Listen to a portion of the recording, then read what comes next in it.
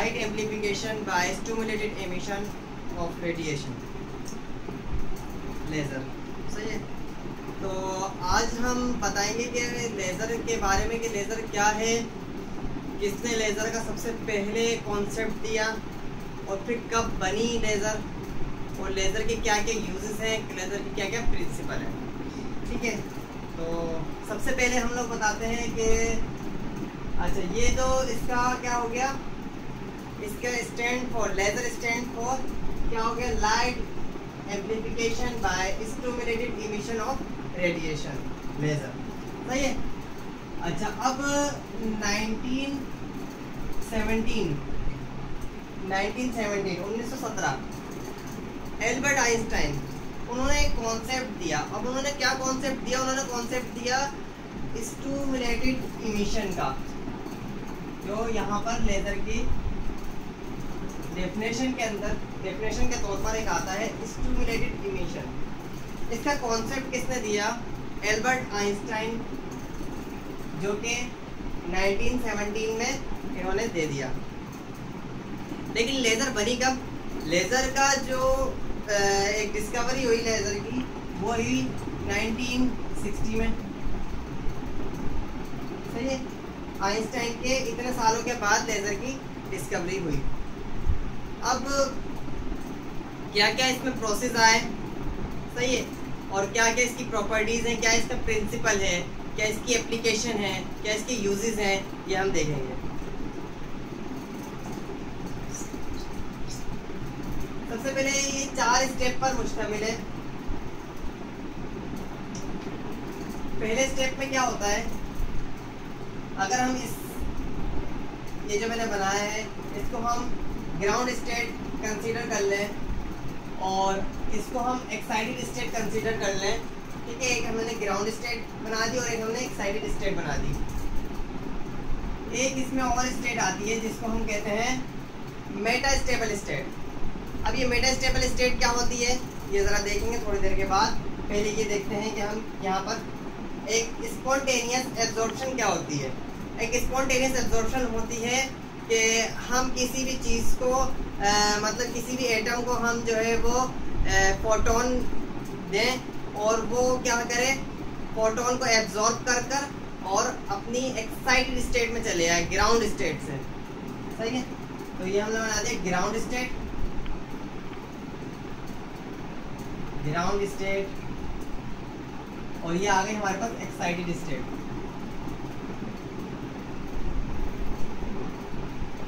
जबकि ये हमने नाम दिया है किसका, मेटा स्टेबल स्टेट का। Meta stable state. ठीक है। अब यहाँ तक तो समझ में आ गया होगा। मैंने क्या बताया, एक स्पॉन्टेनियस एब्जॉर्प्शन क्या होता है, एक स्पॉन्टेनियस एब्जॉर्प्शन होता है क्या कि एक फोटोन आए और एक इलेक्ट्रॉन को एक ग्राउंड स्टेट से उठाकर एक्साइटेड स्टेट पे कर दे और एब्जॉर्ब कर ले इलेक्ट्रॉन उसकी एनर्जी को। सही। ये होता है स्पॉन्टेनियस क्या, स्पॉन्टेनियस एब्जॉर्प्शन। अब मिसाल के तौर पर ये है कि इलेक्ट्रॉन है। सही है। हम यहाँ पर क्या करते हैं, फोटोन एक कंसीडर करते हैं, फोटोन आया, फोटोन की एनर्जी को इस तरीके से बनाया जाता है। सही है। फोटोन आया तो अब ये जो इलेक्ट्रॉन है वो कहाँ चले जाएगा, वो एक्साइटेड स्टेट में चले जाएगा लाजमी तौर पर। बल्कि इसको आगे बनाते हैं, कहाँ चला गया, ये एक्साइटेड स्टेट में चला गया।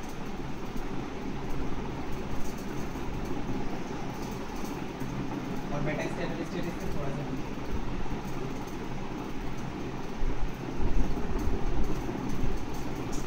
ठीक है। हमने क्या करा, यहाँ पर एक फोटोन भेजा तो ये जो इलेक्ट्रॉन था वो एक्साइटेड स्टेट में चला गया एनर्जी को एब्जॉर्ब कर कर। अब एनर्जी फोटोन की क्या थी, एच म्यू को एब्जॉर्ब कर कर फोटोन ने तय कर ली मंजिल कहाँ की, एक्साइटेड स्टेट से और ग्राउंड स्टेट से एक्साइटेड स्टेट की। ठीक है। अब इसके बाद हमारे पास क्या होता है, ये हो गया स्पॉन्टेनियस प्रोसेस। अब स्पॉन्टेनियस इमिशन क्या होना चाहिए, स्पॉन्टेनियस इमिशन ये होना चाहिए कि भाई अगर ये आ गया है हमारे पास एक्साइटेड स्टेट में, तो एक्साइटेड स्टेट से दोबारा यहाँ पर आ जाए, कहाँ पर, ग्राउंड स्टेट पर। जब ग्राउंड स्टेट पर आए तो एक एनर्जी रिलीज करे, उसको हम कहें क्या, ये फोटोन रिलीज हो गया, ठीक है। लेकिन यहाँ लेजर के प्रोसेस में क्या होता है, लेजर के प्रोसेस में हमारे पास होता है यहाँ से इलेक्ट्रॉन यहाँ आने के बजाय इस तरफ आता है। रिलीज एक फोटोन करता है, लेकिन क्या वो फोटोन इतना पावरफुल हो पाएगा कि वो लाइट को दे सके? नहीं, वो इतना पावरफुल नहीं हो पाएगा। ये जो फोटोन होता है हमारे पास, ये सिर्फ थर्मल तौर पर निकलता है, मतलब ये सिर्फ हीटअप हो जाता है, ये हमारे पास इतना पावरफुल नहीं हो पाता। अच्छा, अब मेटा स्टेबल स्टेट हमारे पास यहाँ पर आ गई, सही है, और फोटोन यहाँ पर आ गया, फोटोन यहाँ पर आ गया, सही है। उसके बाद क्या होता है, उसके बाद जो आता है फोटोन वो यहाँ पर आ जाता है अपनी ग्राउंड स्टेट में। अच्छा, अब इसका पीछे का प्रोसेस क्या है, अगर हम यहाँ पर मेटा स्टेबल स्टेट ना बनाएं तो एक फोटोन हमारे पास, एक इलेक्ट्रॉन हमारे पास 10⁻⁻8 सेकेंड में कहाँ पर आ जाए, एक स्पॉन्टेनियस इमिशन के अंदर कहाँ पर आ जाए, एक्साइटेड स्टेट से डायरेक्ट कहाँ पर आ जाए, ग्राउंड स्टेट पर। अच्छा, यहाँ पर एक फोटोन और रिलीज होगा, एक फोटोन यहाँ पर रिलीज होगा, एक फोटोन यहाँ पर रिलीज होगा।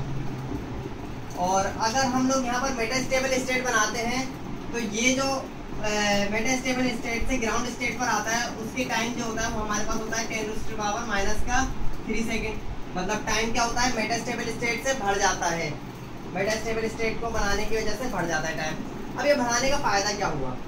अच्छा, अब ये यहाँ पर जो है ना वो कॉन्सेप्ट आता है स्टिमुलेटेड इमिशन का।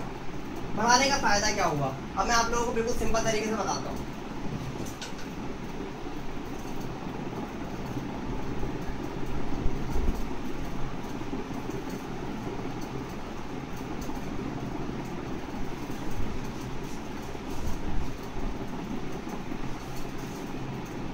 बढ़ाने का फायदा क्या हुआ, अगर हम समझें कि भाई 3 स्टेट मैंने दोबारा बना रहा हूँ यहाँ पर ना, ये क्या है, एक्साइटेड स्टेट, ये ग्राउंड स्टेट, और यहाँ पर ये मेटा स्टेबल स्टेट।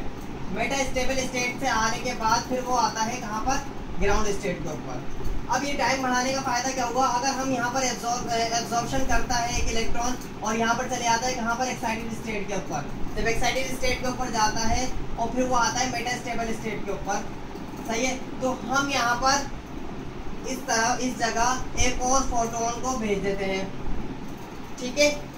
जब एक और फोटोन को भेजते हैं तो क्या होता है, यहाँ पर हमारे पास जब ये चीज़, ये इलेक्ट्रॉन यहाँ पर आता है तो एक के बजाय 2 फोटोन रिलीज करता है, और वो 2 फोटोन होते हैं हमारे पास सेम फ्रीक्वेंसी के, सेम फेस के, सेम एनर्जी के, सेम डायरेक्शन के। अच्छा भाई, अब लेजर की प्रॉपर्टीज क्या है ये देखते हैं। सही, ये प्रोसेस तो समझ में आ गया। स्टिमुलेटेड इमिशन का प्रोसेस ये होता है कि एक फोटोन पहले भेजते हैं, सही है, फिर मेटा स्टेबल स्टेट को बनाते हैं। मेटा स्टेबल स्टेट को बनाने का फायदा क्या होता है, ताकि जो है हमारे पास इमिशन का टाइम थोड़ा सा बढ़ जाए। जब इमिशन का टाइम बढ़ता है तो हम एक और फोटोन भेजते हैं ताकि जो निकलने वाले फोटोन हो वो एक के बजाय 2 हो जाए।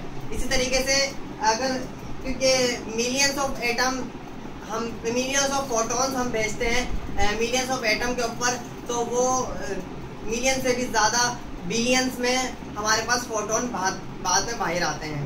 अच्छा, इसका ये फ़ायदा होता है कि जो हमारे पास आने वाले जो लाइट होती है वो हाईली जो है वो डायरेक्शनल और फोकस हो जाती है। तो ये अब प्रॉपर्टीज़ देखते हैं इसकी क्या क्या है। प्रॉपर्टीज़ में इसका आता है हमारे पास मोनोक्रोमेटिक, मोनोक्रोमेटिक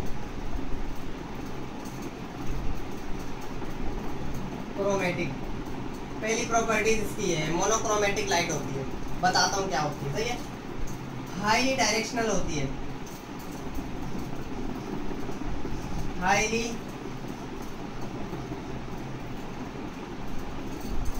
डायरेक्शनल होती है।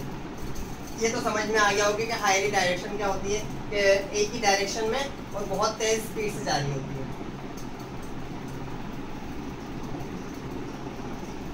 हाईली फोकस होती है, मतलब किसी भी चीज़ पर अगर लगती है तो फिर वो बिल्कुल सही तरीके का फोकस देती है।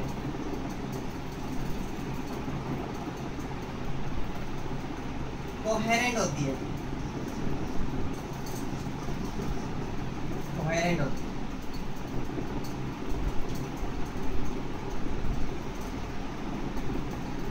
अच्छा भाई, अब ये चार चीज़ें मैंने आप लोगों को बता दी, क्या है ये लेज़र की प्रॉपर्टीज़ में आती है कि भाई ये चार चीज़ें प्रॉपर्टीज़ हैं इसकी कि जो भी लेज़र होगी वो लाजमी तौर पर मोनोक्रोमेटिक होगी, यूनी डायरेक्शनल भी कह सकते हैं इसको और हाईली डायरेक्शनल भी कह सकते हैं। यूनी डायरेक्शनल मतलब एक डायरेक्शन वाली, सही है, और हाई फोकस होगा इसका, हाईली फोकस होगी और कोहेरेंट होगी। अच्छा जी, इसके अलावा हम लोग क्या देखते हैं, और अब मोनोक्रोमेटिक क्या होता है। अब मोनोक्रोमेटिक हमारे पास ये होता है कि भाई एक लाइन है जिसके अंदर हमारे पास एक जैसे फोटॉन्स हैं,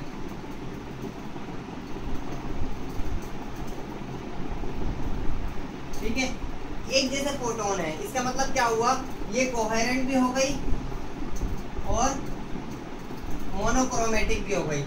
एक जैसे फोटोन फॉलो कर रहे हैं तो इसके अंदर क्या हो गया भाई, मोनोक्रोमेटिक भी हो गई और कोहेरेंट भी हो गई, एक जैसे फॉलो कर रहे हैं और सेम एनर्जी सेम फेस के फॉलो कर रहे हैं और एक डायरेक्शन की तरफ जा रहे हैं। ये हो गई हमारे पास, सही है। अब पॉपुलेशन इन्वर्जन, एक पॉपुलेशन इन्वर्जन हमारे पास इसके अंदर प्रोसेस होता है लेज़र के अंदर, वो भी बता देता हूँ, सही है, साथ के साथ, ताकि लेज़र पूरा का पूरा कॉन्सेप्ट क्लियर होता जाए।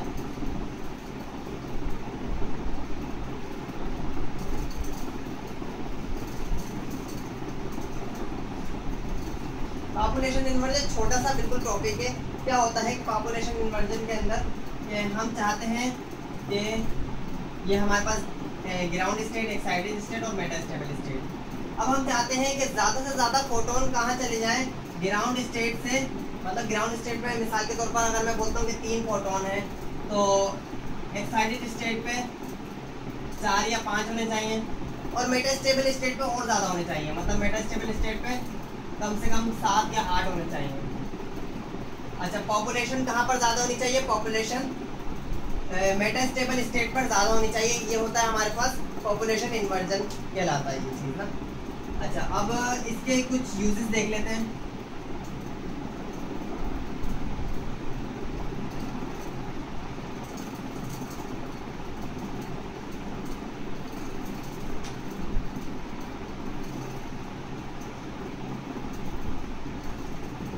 सबसे पहले अगर आपको देखा जाए कि यूजेस, इसकी एप्लीकेशन कितनी है, बहुत बेशुमार इसकी एप्लीकेशन है। अगर आप इसको मेडिकल के तौर पर देखना चाहते हैं तो मेडिकल में इसकी बेइंतहा एप्लीकेशन है। अगर आप इसको जो है वो एक सर्जन के तौर पर देखना चाहते हैं तो सर्जन में भी है इसकी। अगर आप इसको कॉस्मेटिक के तौर पर देखना चाहते हैं, कॉस्मेटिक में भी इसकी बेशुमार एप्लीकेशंस है, ठीक है। तो अब इसकी चंद एप्लीकेशन मैं आप लोगों को बताता हूँ कि किस में यूज़ होता है। तो सबसे पहले हमारे पास अगर किसी डिजीज की बात करी जाए तो ये क्या करता है, डिस्ट्रॉय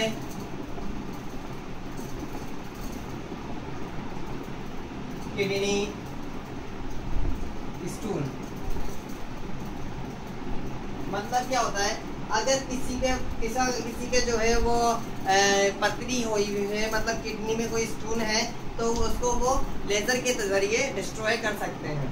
अच्छा, आई लेंस एंड कर्वेचर के लिए ये बहुत ज़रूरी है। मतलब आईज के अंदर जो लेंस लगाए जाते हैं जिनके मतलब मोतिया वगैरह की बीमारी जाती है तो उनको जो है वो हम लोग इस लेजर के ज़रिए आई लेंस और कर्वेचर को ठीक करा जाता है। तो आई लेंस एंड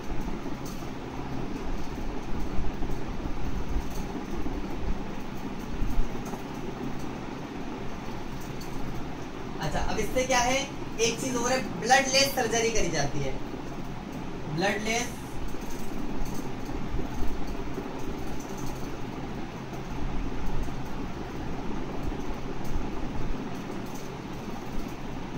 सर्जरी करी जाती है। इसके मतलब इसकी एक खासियत है कि इससे जो है हम लोग ब्लड लेस सर्जरी कर सकते हैं।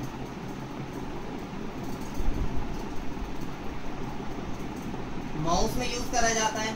अच्छा, माउस क्या है? माउस कंप्यूटर का जो माउस होता है हमारे पास, उसमें यूज़ करा जाता है।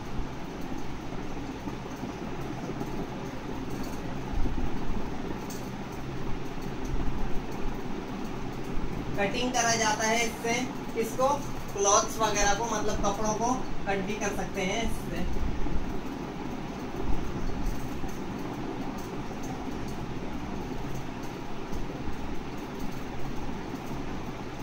Cosmetic treatment, cosmetic treatment. अब कॉस्मेटिक ट्रीटमेंट क्या है?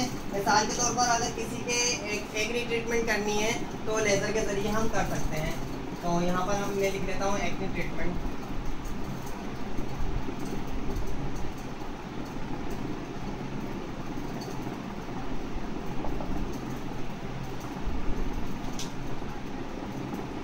बच्चों के टॉयज में यूज होता है, ठीक है, टॉयज फॉर किड्स, ठीक है। इसके अलावा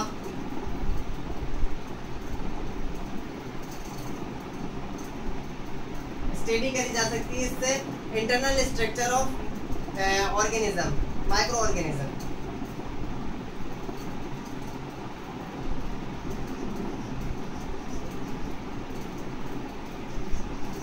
इंटरनल स्ट्रक्चर ऑफ ऑर्गेनिज्म।